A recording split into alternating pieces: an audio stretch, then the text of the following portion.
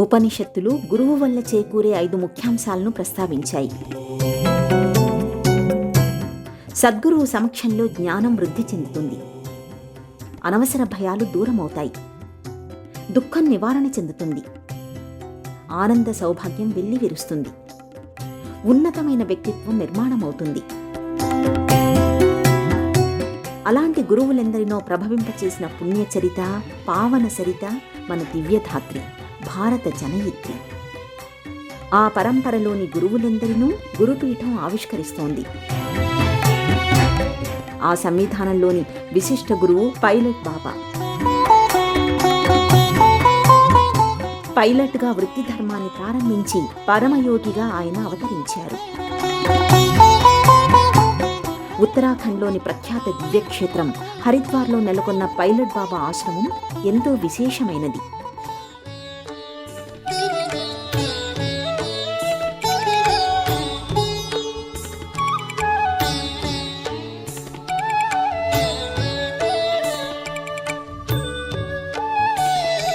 మనోబుద్ధ్యహంకార చిత్తాని నాహం న చ శ్రోత్ర జిహ్వే న చ ఘ్రాణనేత్రే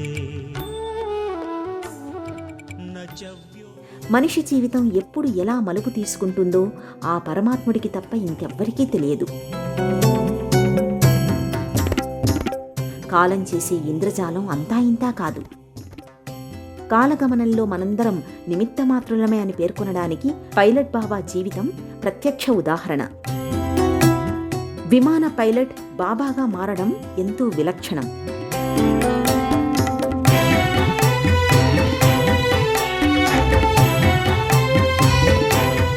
పైలట్ బాబా ఆశ్రమం దైవభక్తి, దేశభక్తి అంశాల మేలు కలయికగా ప్రకటితమవుతుంది.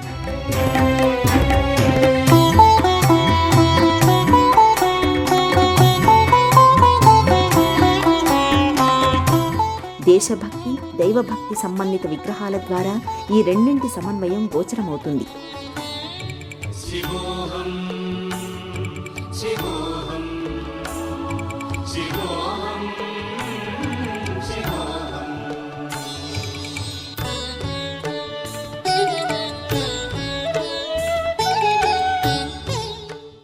సమాధి స్థితిని అపూర్వంగా ప్రదర్శించడంలో పైలట్ బాబా ప్రసిద్ధులు. భూమి కింద, నీటి దిగువన రోజుల తరబడి సజీవంగా ఉండటం, భూమికి ఉన్న గురుత్వాకర్షణ శక్తిని నియంత్రించడం వంటి యోగిక ఆచరణల ద్వారా ఆయన ప్రఖ్యాతిగాంచారు. అపూర్వమైన యోగ సాధన అవలంబించి యోగశాస్త్రపరమైన ఎన్నో విశేషాలను ప్రత్యక్షంగా ఆచరించి చూపారు. న చ ప్రాణసంజ్ఞో న వై పంచవాయుః న వా సప్తధాతుర్న వా పంచకోశాః న వాక్పాణిపాదం న చోపస్థపాయు చిదానందరూప శివో. పైలట్ బాబా శివైక్యం చెందిన తరువాత బాబా శిష్యురాలు 79 సంవత్సరాల యోగ్ మాత కేవలానందగా వ్యవహరించే సాధ్వి కైకో అకావాకు ఆయన తన వారసత్వాన్ని ప్రకటించారు. ప్రస్తుతం ఆశ్రమ బాధ్యతల్ని ఆ మాతాజీ నిర్వహిస్తున్నారు.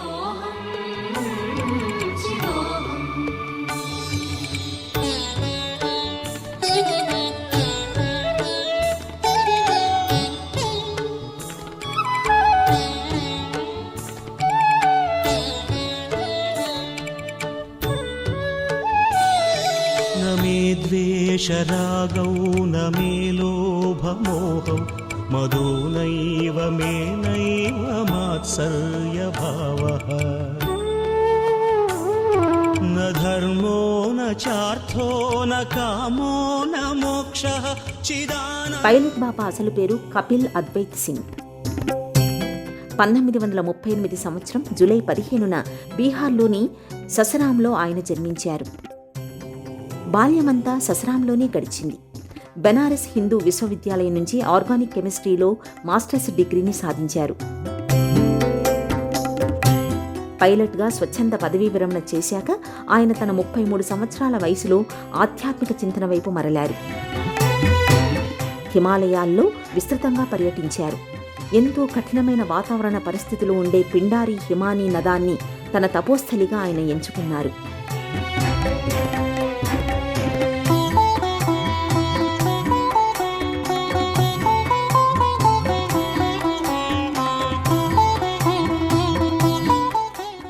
మహావతార్ బాబాజీ, సర్వేశ్వరానందజీ, సుందర్నాథ్ బాబాజీ వంటి గురువుల్ని కలుసుకొని వారి నుంచి ప్రేరణ పొందారు. నావికాదళంలో పనిచేస్తున్న సందర్భంలో తన గురువుగా హరిబాబాను ఆయన స్వీకరించి నిరంతరం హరిబాబా నుంచి ఉపదేశాలను, సందేశాలను స్వీకరించేవారు. అలా పదవిలో ఉండగానే కపిల్ అద్వైత్ సింగ్కి ఆధ్యాత్మిక చింతన పట్ల మక్కువ ఏర్పడింది. ఆ మక్కువే పదవీ విరమణ తరువాత ఆధ్యాత్మిక చింతన వైపు కొనసాగేలా చేసింది.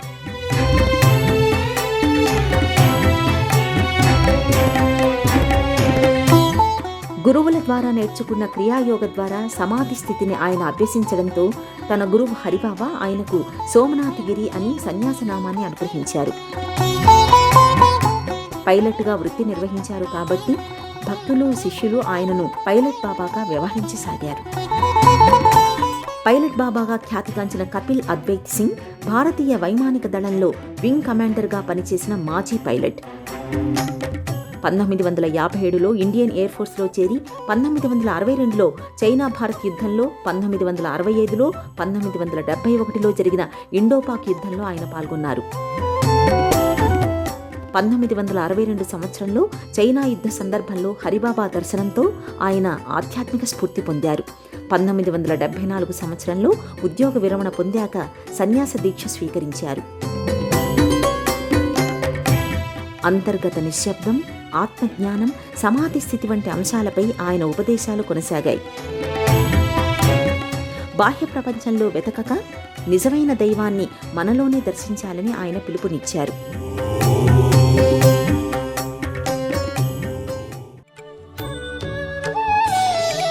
न च प्राणसंज्ञो न वै पञ्चवायुः न वा सप्तधातुर्न वा पञ्चकोशाः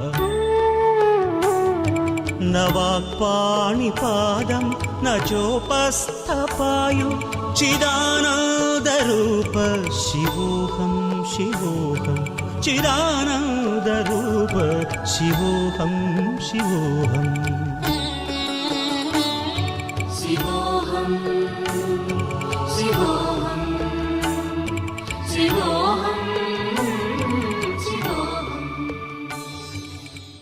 pilgrimage frame you to your self. తనలో తాను చేసే ఆధ్యాత్మిక యాత్ర అసలైన యాత్రగా ఆయన పేర్కొన్నారు. యోగా ద్వారా శరీరాన్ని శక్తిమంతం చేసి మనసును నిరంతరం శాంతియుతం చేసుకోవాలి. సమాధి స్థితి ద్వారా జీవన భయాలను, మరణ భయాన్ని అధిగమించవచ్చు అని ఆయన తన అనుభవాల్ని పంచుకున్నారు. మతం, కులం, జాతి భేదాల కంటే మానవత్వం ఎంతో ముఖ్యమని చెప్పేవారు. జీవనం, మృత్యువు అనేవి ఒకే నాణానికి ఇరు పార్శ్వాలు అని ఆయన అనేవారు. మరణం అనేది శరీరానికి మాత్రమే, ఆత్మ శాశ్వతమని ఆయన బోధించేవారు. పైలట్ బాబా ఎల్లప్పుడూ శాస్త్రీయంగా ఆలోచించేవారు. ఆధునిక విజ్ఞానాన్ని ఎంతో గౌరవించారు. ఆధ్యాత్మికతను, విజ్ఞానాన్ని ఎల్లప్పుడూ సమతౌల్యం చేసుకోవాలని సూచించారు. పైలట్ బాబా జీవితం యోధుడిగా మొదలై యోగిగా ముగిసింది. ఆయన ఉపదేశాలు, ధ్యానం, ఆత్మజ్ఞానం, సేవాభావం, భయం లేని జీవనం ఇవి ఆయన శిష్యులకు అందించిన ప్రధాన ఉపదేశాలు.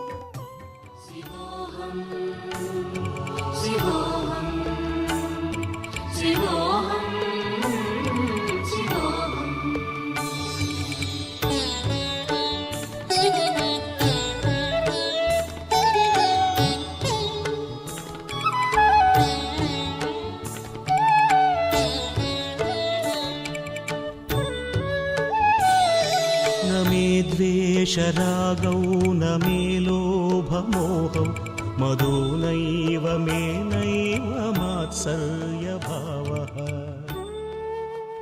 పైలట్ బాబా గురించి ప్రస్తావించగానే మన మనసులో మెదిలే పేరు అశ్వత్థామ. తాను ప్రత్యక్షంగా అశ్వత్థామను వీక్షించానని పైలట్ బాబా చెప్పారు. సప్త చిరంజీవులలో ఒకరైన అశ్వత్థామ నేటికి హిమాలయాల్లో యోగ సాధనలో ఉన్నాడని చెబుతారు. ద్వాపరయుగంలో కురుక్షేత్ర యుద్ధం తరువాత పాండవులపై కక్ష సాధించాలని అశ్వత్థామ భావించాడు. ఓ అర్ధరాత్రి పాండవుల్ని చంపడానికి వచ్చి అక్కడ నిద్రిస్తున్న ద్రౌపది పుత్రులైన ఉప పాండవుల్ని అశ్వత్థామ హతమారుస్తాడు. ఇది తెలుసుకున్న అర్జునుడు బ్రహ్మశిరోనామక అస్త్రాన్ని అశ్వత్థామపై ప్రయోగించాడు. అశ్వత్థామ సైతం బ్రహ్మాస్త్రాన్ని ప్రయోగించాడు.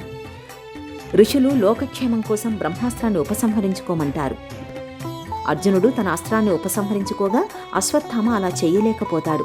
ఆ బ్రహ్మాస్త్రానికి ఏదో ఒక లక్ష్యాన్ని చూపించాలి కాబట్టి పాండవుల వారసుడు అర్జునుడి కోడలు ఉత్తర గర్భంలో పెరుగుతున్నాడు కాబట్టి ఉత్తర గర్భంపైకి తన అస్త్రాన్ని అశ్వత్థామ మరల్చాడు.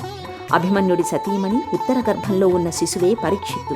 బ్రహ్మాస్త్ర ఫలితంగా తల్లి గర్భంలోనే పరీక్షిత్తు మరణించగా కృష్ణుడు తన యోగమాయతో తిరిగి బతికిస్తాడు. అశ్వత్థామ చేసిన అకృత్యానికి ఆగ్రహం చెందిన కృష్ణుడు 3000 సంవత్సరాల పాటు జీవించి కుష్ఠువ్యాధిగ్రస్తుడిగా దుర్భరంగా బతకమని శపించాడు. అలా అశ్వత్థామ ఇప్పటికీ కుష్ఠువ్యాధి పీడితుడిగా హిమాలయాల్లో సంచరిస్తుంటాడని ప్రతీతి. ఎంతోమంది హిమాలయ ఋషులు యోగ సాధకులు తాము అశ్వత్థామను చూశామని చెప్పారు. ఆ కోవలోనే పైలట్ బాబా సైతం తాను హిమాలయాలలో సంచరిస్తుండగా అశ్వత్థామను వీక్షించానని పేర్కొన్నారు. न धर्मो न चार्थो न कामो न मोक्षः चिदानन्दरूप शिवोऽहं शिवोऽहं चिदानन्दरूप शिवोऽहं शिवोऽहं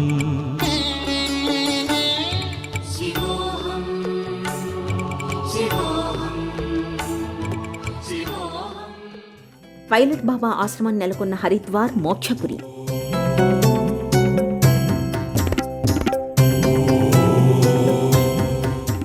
మన పురాణాలలో హరిద్వార్కి ఎంతో ప్రాశస్త్యం ఉంది.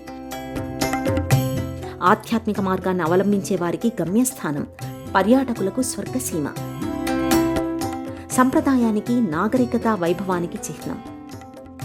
పురాణాలలో హరిద్వార్ను కపిస్థాన్గా, మాయాపురిగా, గంగాపురిగా అభివర్ణించారు. ఉత్తరాఖండ్లో ఉన్న ఈ దివ్యక్షేత్రం చార్ధామ్గా వ్యవహరించే గంగోత్రి, యమునోత్రి, కేదార్నాథ్, బద్రీనాథ్లకు సింహద్వారం లాంటిది. శైవులు దీనినే హరద్వార్ అంటారు. పురాణాల ప్రకారం ఈ ప్రాంతం కపిల మహాముని ఆశ్రమ ప్రదేశం. హరిద్వార్ అమృతస్థలి. క్షీరసాగర మథనం తరువాత లభించిన అమృతాన్ని గరుత్మంతుడు ఓ కలశంలో తీసుకొచ్చే సందర్భంలో అమృత బిందువులు ఇక్కడ పడి ఇది అమృతక్షేత్రంగా వర్ధిల్లుతోంది. శ్రీరాముడి పూర్వీకుడు సూర్యవంశరాజైన భగీరథుడు కపిలముని శాపగ్రస్తులైన తన 60,000 మంది పితృదేవతలకు ముక్తిని ప్రసాదించాలని సంకల్పించాడు. అందుకోసం స్వర్గంలో ఉన్న గంగానదిని భువిపైకి రప్పించాడు. అలా గంగానది మొదట హరిద్వారంలోనే అడుగిడిందంటారు. విష్ణువు పాదాల్ని గంగమ్మ తన పవిత్ర జలాలతో ఇక్కడే ప్రక్షాళన చేసిందంటారు. అందుకే సనాతన ధర్మాన్ని పాటించేవారు తమ పితరుల పవిత్ర చితాభస్మాన్ని హరిద్వార్కి తీసుకువచ్చి ఇక్కడి గంగానదిలో కలిపి వారికి ఉత్తమగతులు లభించాలని ఆకాంక్షిస్తారు. ఈ క్షేత్రంలో 12 సంవత్సరాలకు ఒకసారి కుంభమేళా నిర్వహిస్తారు.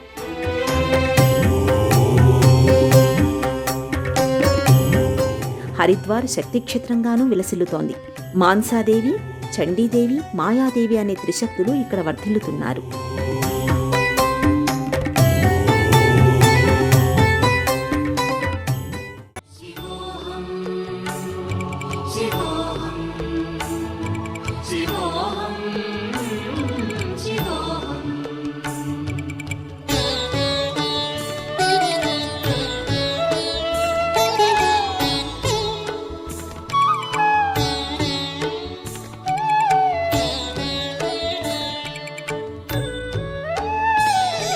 न पुण्यं न पापं न सौख्यं न दुःखं न హరిద్వార్లో కంకాళ్లోని పైలట్ బాబా ఆశ్రమ దర్శనం ఎంతో ప్రశాంతమైన అనుభూతిని కలిగిస్తుంది.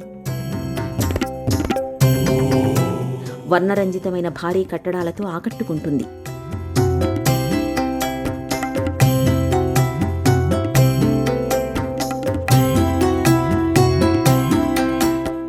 ఆశ్రమ ప్రాంగణంలో పరమేశ్వరుడికి భిక్ష అందించే అన్నపూర్ణేశ్వరీదేవి విగ్రహం, కామధేను వర్ణమయ శిల్పాలు, క్షీరసాగరంలో లక్ష్మీనారాయణమూర్తిని సేవించిన బ్రహ్మరుద్రులు, నారదుడి విగ్రహాకృతులు ప్రత్యేక ఆకర్షణగా నిలుస్తాయి.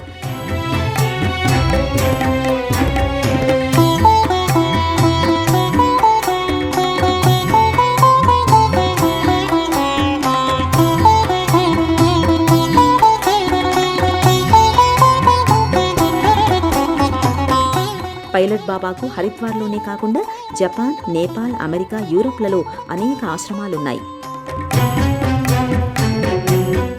ప్రధానంగా జపాన్లో ఆయనకు ఎంతోమంది శిష్యులు, అనుచరులు ఉన్నారు. ఆయనను జపాన్లో పైలట్ బాబా సెన్సీ అని వ్యవహరించేవారు. ఎన్నో దేశాలలో పైలట్ బాబా ధ్యాన శిబిరాలు నిర్వహించారు. హరిద్వార్, అలహాబాద్ కుంభమేళాలు, జపాన్, నేపాల్ దేశాలలో అనేక మార్లు సమాధి యోగాను ప్రదర్శించి అందరినీ ఆశ్చర్యచకితుల్ని చేశారు. కొన్ని గంటల పాటు శ్వాస లేకుండా భూమి కింద సమాధిలో గడిపారు. అనేక సందర్భాలలో 7 నుంచి 9 రోజుల వరకు ఆహారం, నీరు లేకుండా ఉపవాస దీక్ష పాటించేవారు. సమాధి స్థితి తరువాత ఆయన మళ్లీ మేల్కొని ఈ అనుభవం మరణం కాదు, ఆత్మ శాశ్వతం అని నిరూపిస్తుంది అని తన శిష్యులతో ప్రస్తావించేవారు. జీవ సమాధిలోకి వెళ్లే సమయంలో మనస్సు, శరీరం పూర్తిగా నిండిపోయినట్టు ఉంటుంది. ఆ స్థితిలో భయం, దుఃఖం, ఆనందం అనే ద్వంద్వాలు ఉండవు. కేవలం శూన్యమైన, శాశ్వతమైన ఒక దివ్యానుభవం మాత్రమే ఉంటుంది అని ఆయన పేర్కొన్నారు. బయటకు కనిపించే ప్రపంచం అసత్యం, లోపలే సత్యం. ప్రాణాయామం, ధ్యానం ద్వారా శ్వాస, హృదయస్పందన నియంత్రించగలమని ఆయన నిరూపించారు.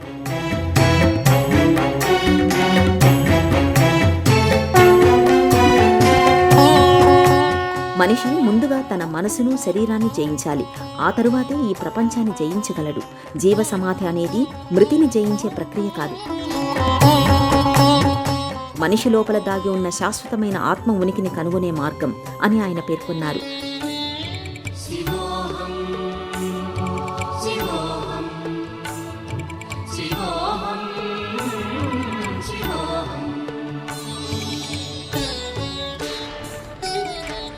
పైలట్ బాబా 2024 సంవత్సరం ఆగస్టు 22న శివైక్యం చెందారు. హరిద్వార్, కంకాల్లోని యోగమాత ఫౌండేషన్, దక్షిరోడ్, జగ్జిత్పూర్లో ఆయన సమాధి మందిరం నెలకొని ఉంది. ఆయన ముంబైలో మరణించగా ఆయన పార్థివ శరీరాన్ని ముంబై నుంచి హరిద్వార్కు తీసుకొచ్చి వేలాది భక్తులు, శిష్యులు అశ్రుతర్పణాల మధ్య అంత్యక్రియలు నిర్వహించారు. ఓం నమో నారాయణాయ, ఓం నమః శివాయ అనే మంత్రోచ్చారణల మధ్య ఆయన భౌతిక కాయాన్ని భక్తులు, శిష్యులు మహాసమాధి చేశారు. ఆయన మహాసమాధి చెంది సంవత్సరం పూర్తయిన సందర్భంగా ఇటీవలే ఆయన ఆశ్రమాలలో గురువందన కార్యక్రమాలను నిర్వహించారు.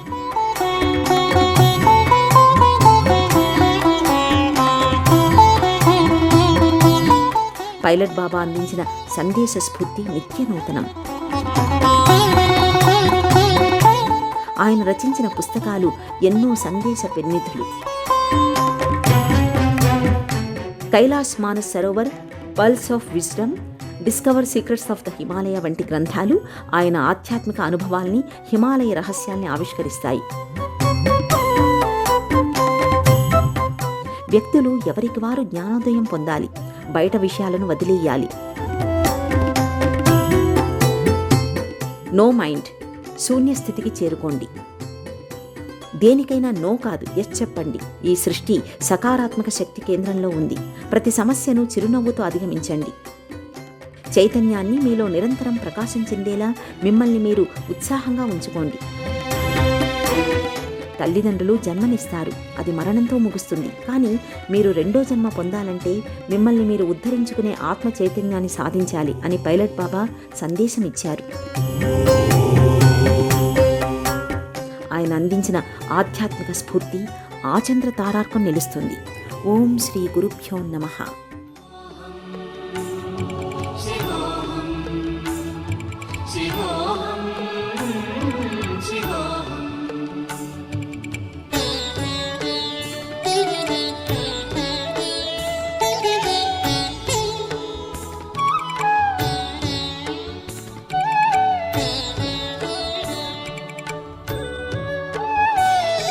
न मृत्यु जातिभेदः पिता नैव मे नैव माता न जन्म। ఈ కార్యక్రమాన్ని తిరిగి చూడాలనుకుంటే www.youtube.com/ETV Life Spiritual లో చూడవచ్చు.